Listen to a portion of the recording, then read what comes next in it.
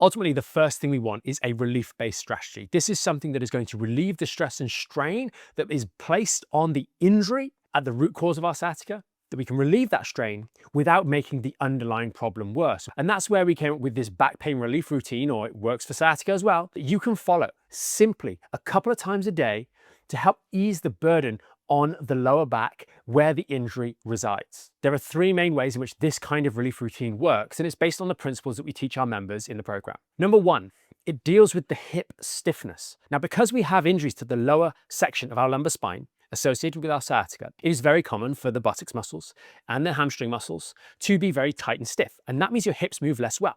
So if we have a strategy for alleviating the stiffness in those hips regularly, we can ease the burden on our lower back, meaning that the ordinary movements of daily life are going to be less likely to involve the lower back to a significant degree because the hips are moving better. And nearly everybody is going to have some degree of restriction in those muscles because the segment of the spine, L4-5 and L5-S1, controls those muscles. The second point is we need a mechanism for unloading the compression through our spine and supporting the natural healthy alignment of the lumbar spine. This is something we can do periodically again, alongside the first one, to alleviate strain on the actual tissues that are injured directly in the spine. And the third point is the congestion.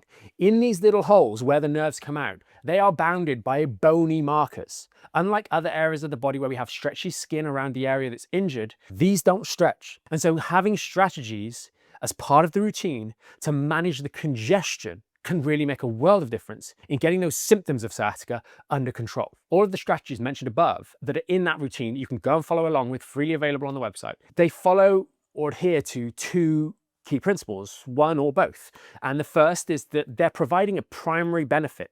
For example, when we're doing the decompression exercise, like the bed decompression and the towel decompression, we are literally decompressing the region that is injured, that L5-S1 disc, that L4-5 intervertebral disc space. That is the area that is actually injured, and we're taking pressure off, helping with providing more nutrition to that area and easing the burden on the actual injury. The secondary benefit is something like the stretches are going to have. They don't actually do anything for the injury itself, but they have a knock-on effect, as I mentioned earlier. They make the hips more mobile, so the back, the injury, can actually have a little bit less burden placed on it. And then we look at something like the contrast bathing or the icing. That kind of works in both areas. It's kind of got a bit of a primary benefit in that it's helping improve the circulation management to the injury, but also that congestion, the inflammation that builds up, isn't really related to the problem directly, and managing that a little bit better really helps symptoms. So we've got kind of like a second order benefit and a first order benefit in that particular scenario.